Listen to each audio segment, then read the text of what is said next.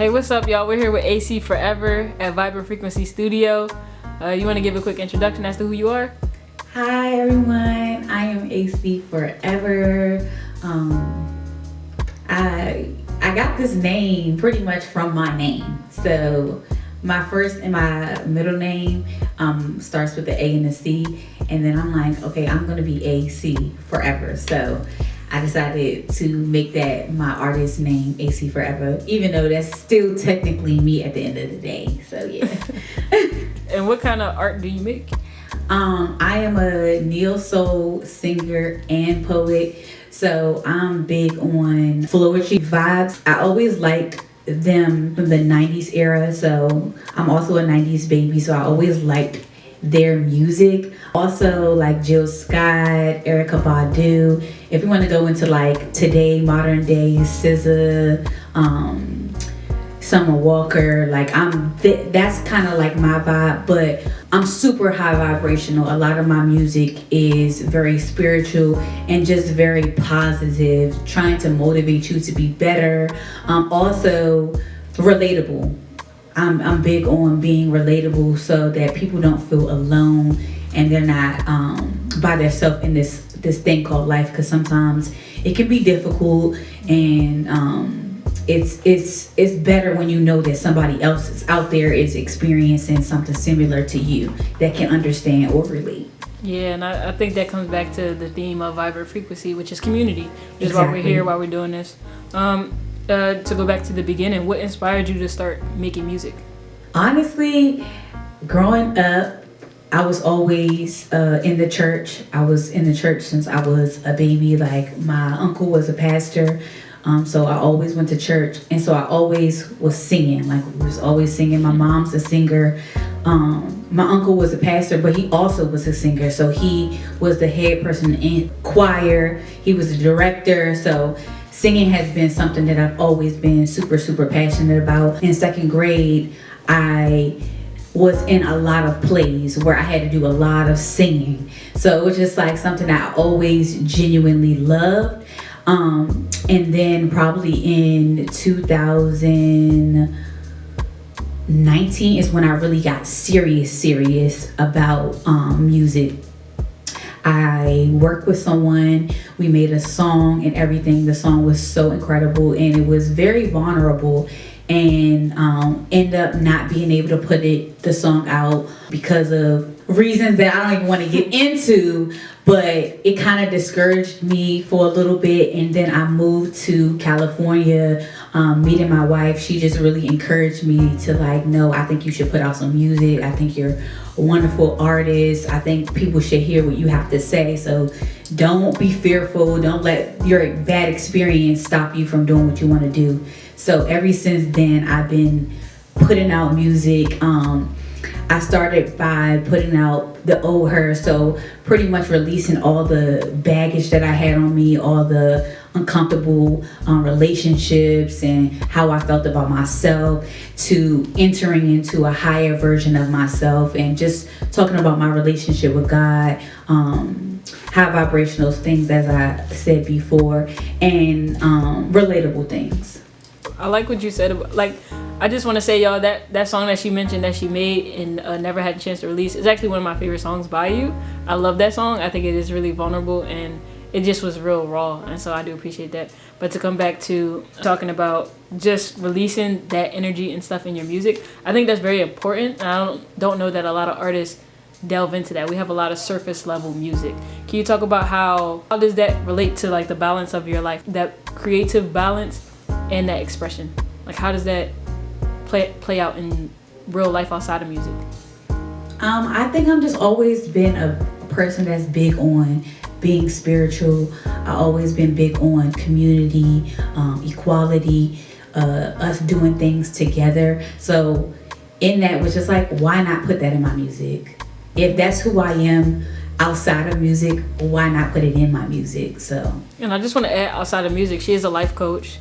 Yes, I'm also a life coach. She's also into fashion. She does a lot of awesome things that I've got to witness. It's really cool watching how you integrate all those different areas of your life. Yes. How do you balance making music and making business because it's hard when people start to do stuff for money rather than just doing it as expression. How do you find your balance in that? Because at the end of the day, this is a business. Yeah. Oh, I just stay in the passion. Like, I'm passionate about this, whether it's business, whether it's for fun. It's something I enjoy doing. So I think because I love doing it so much, it doesn't matter. I think the biggest thing is just constantly what I learned over the years is just being consistent, even when you don't see the fruits of your labor, even though you're not seeing any outcome from putting out the music that you're putting out. But I realized the fruits is not just coin, but it's the way that it's impacting people. I'm impacting people, and that's what is fruitful for me. Come on, poet. I'm feeling it. Okay. Can you walk us through the process of creating a song from scratch? Okay, so my wife usually makes a beat. We sit together. Usually she asks me like if I like it, I don't like it, what she thinks I need to add. And after that, after she starts to make the beat, while I'm listening to it, I see, okay, what topic do I want us to talk about? And you will come up with the topic from the vibration of the music, what frequency it's giving off. Like, okay, this is giving off love, this is giving off growing, this is giving off learning, this is giving off understanding. Whatever is coming off of the beat or what's filling up in your spirit is where I go from there. Then I usually, typically, I write poetry. I had always had like a hard time with writing like songs and having a song structure. Poetry just always been easy for me. And then when I go on the track, sometimes I can add a little bit of melody in there, a little bit of my singing, but usually it's poetry. And I feel like that serenades people more. Not that my singing doesn't, but it's something about when you say words that's just like so powerful. You're like, dang, I felt that. So that's pretty much what I do. I typically just listen to the beat, find my subject, write, and then I go in the booth. Nice. It's very cool to be in the element of creation. What's some of your wildest or most memorable sessions that you've had making music? I think Brown Girl, like we literally was not even like, we weren't even going in to like do this song. Like it was just like we was listening. I was telling my wife like what sound I like, what's my vibe or whatever. And I was feeling the beat that she made. So I just like instantly, okay, I got something. And so I start, spitting that onto her. And she's like, okay, I like this. So that was such a good session because it was so organic, unconventional. Like it wasn't something that we planned to do. It just happened in that moment. And it was so amazing. Like that's one of the songs that I feel like it's very powerful and it's dedicated to all the girls and really talking to our younger selves and reminding our younger selves how much they are loved, how much they matter, how important they are, and how much value they really genuinely have. So that's probably like one of my favorites, to be honest.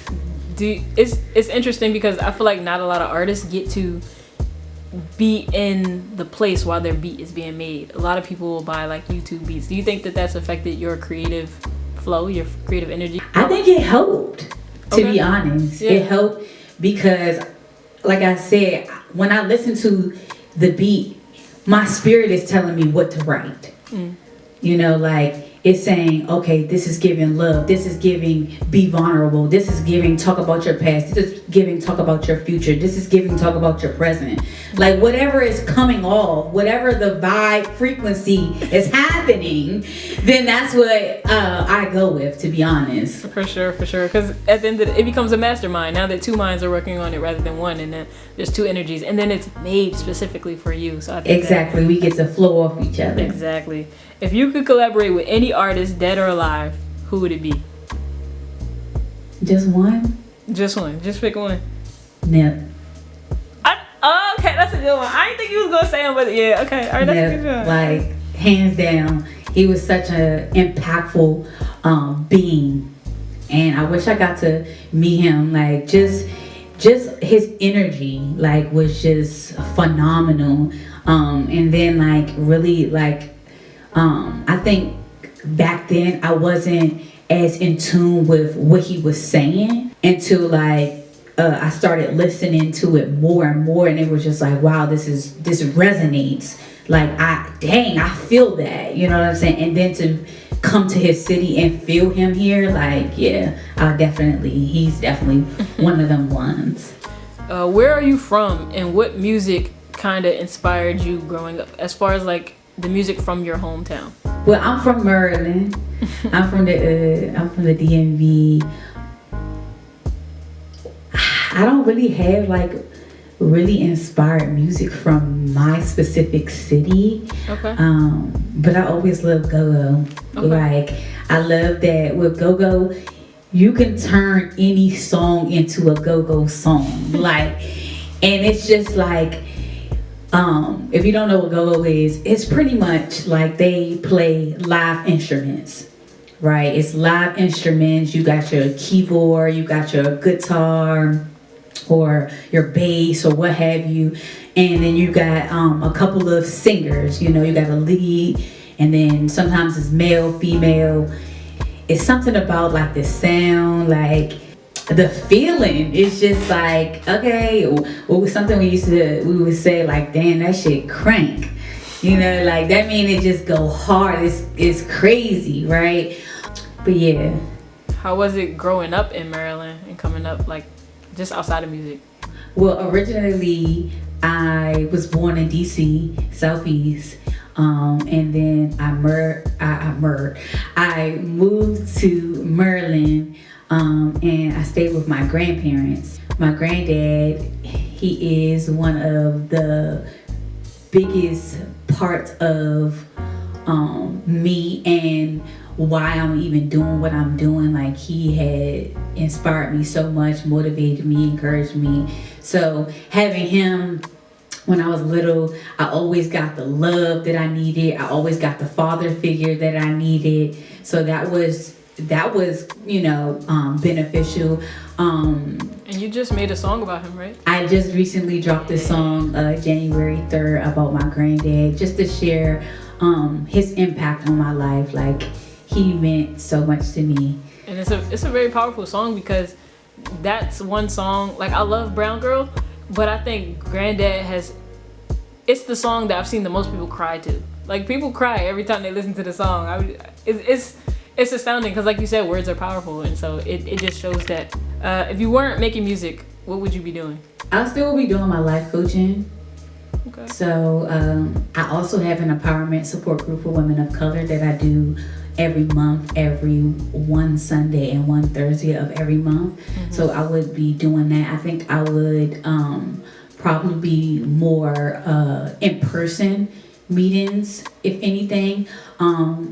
Also, I probably would be doing hair more, maybe even makeup, fashion. I would just be in my creative bag, okay? Like, creative. It still will be giving creative, even though I wouldn't be doing music. I still would be being creative.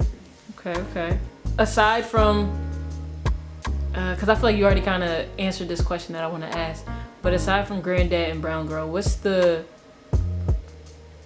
song that means the most to you in your catalog of music that you have, released or unreleased? What you gonna do? That's a good one. That's powerful in itself when you even think about that question. What are you going to do?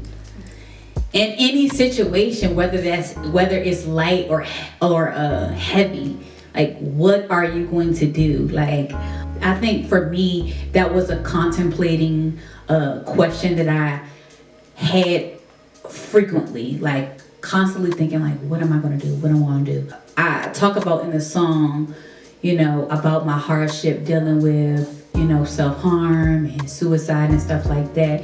and constantly thinking like, what am I going to do? But I have made it past that. Clearly I'm still here. In April it will be 6 years clean of no self-harm. So I think every time you have a win, whether it's small or big, give yourself that pat on the back. For me, that was something that I thought I would never stop. Like, I was like, I just recently watched a YouTube video, an older YouTube video of me saying, oh, this is my coping mechanism. I'm never going to stop doing it. And to be like almost 6 years clean of no self-harm, that's like amazing. Yeah, and something that's been a common theme in everything you spoke about today, in your music, in your life coaching, is mental health. Can you speak about that a little bit more? Because I know you just talked about, the self-harm, you talked about stuff like that.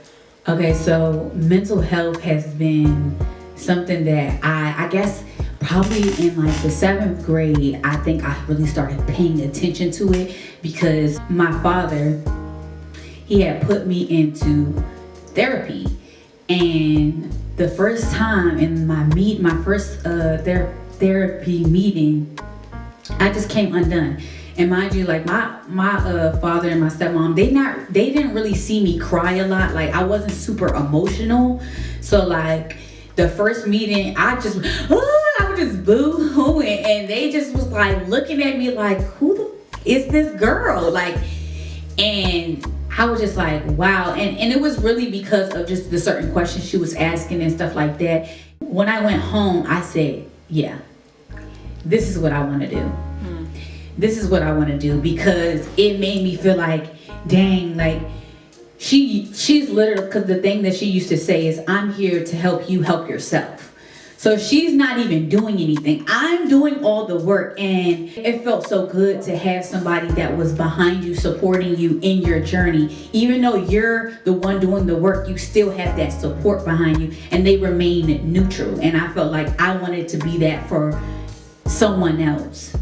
So that's why I kind of like dived into mental health. I took psychology classes in college, and then I found out about life coaching. And I was like, okay, because I wasn't able to finish college, I'm like, okay, I can do life coaching where I'm doing something similar to being a therapist. Not a therapist, because a life coach is not a therapist, but they are there to help you, encourage you. Also, be a listening, because I'm also an empathetic listener, be a listening ear for you, so that you don't feel alone, and there to hold you accountable, right, and help you to set goals for yourself. Yeah, support is very important. I think a lot of independent artists don't get that support. And I'm gonna bring up Vibrant Frequency again, since we're here, and this is what it's about. Like, yes, being here and having the support, having this way to get your message, your music, and energy out, it's important. What tips would you give younger artists who need support, who want support, who need something to, need some sort of help? I would suggest like going and seeing who is doing the same thing as you, because one thing about me is I'm gonna be here to support. And I feel like all the people that have found me or researched me, looked me up, shared their music with me, I'm supporting them like 1000%, because it all support is free 99. It's literally costs nothing, right? Even if you can't purchase something from that person, you can spread the word. Like, spreading the word is the biggest marketing tool that you could ever use. So why not just tell somebody, oh, girl, I just heard this song by so-and-so. It's so bomb. I think you should take a listen. And simple. And then they hear it, oh my God, I need to tell so-and-so. And it just flows from there. So I think even finding that little group, whether it's 2, 3, 4 people, and y'all sharing stuff together, whether it's them sharing their stuff on their page, or you're sharing their stuff on your page, just like finding your little community, and there's your support. I got a few more questions left. I'm gonna do a quick like this or that real quick, and I just want you to give me the first thing that popped into your mind. If you want to give a brief explanation, that's fine too. Okay. Freestyle or writing? Writing. Why? Because I'm not really good with freestyling. Like, my mind get too jumbled up. That's fair. That's fair. Studio sessions late night or early?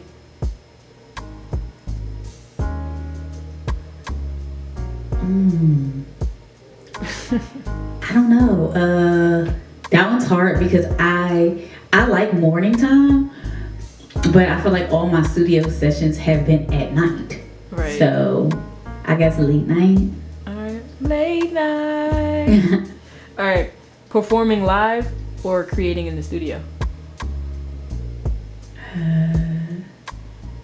I guess creating in the studio. I get nervous when I have to do it live. Usually when I have a live performance, I put on my shades because you can't see me seeing you, but I can see you, right? And my hater blockers is on, so like now none of y'all can see I can look at y'all and see what y'all giving, but y'all can't see what y'all get the gist. Alright. Signing with the major label or staying independent? Staying independent. Okay. Period. Alright. End the story. You like classical beats or you like experimental sounds? I like what was the other one? Experimental. I was about to have a tongue tie, so I need her to say it again. Yes, I like experimental. Like, I think my wife, she makes a lot of different beats, and sometimes it could be like weird and different, and like most of her weird and different beats I always end up taking, like, oh, I like that, babe. And she's like, what? You like this? Yeah, I need that. All right. And any last words you would like to say to the people? Anything you want them to know about you, about your music, about your creative expression? All I really want to say is value yourself. You are important. You matter. Don't let nothing stop you. If you want to do it, you can do it. Reach for the stars. Yeah. And I love y'all. All right. We love you too. Peace. Oh, y'all can find me on Instagram, ACFOREVER _. I also have a She Is Me page too, so sheisme.empowerment if you want to follow me on there. But you can also follow me on YouTube. It's ACFOREVER. And you were big on YouTube as well, so definitely y'all go subscribe. Yeah, subscribe to my channel. Hit that notification bell so you can get notified every time I post. Ding. Yeah, and let me know in the comments what y'all want to see, because I'm down for anything. Yeah, and if y'all found her through this video, go comment on one of her videos that you found her over here. Yes, that's love. All right, Shot. Thank you for coming. Thank you for stopping by. We appreciate you. We love you. We love your music and everything you do. And we hope to have you back for a jam session. Yeah. Peace and love. Peace.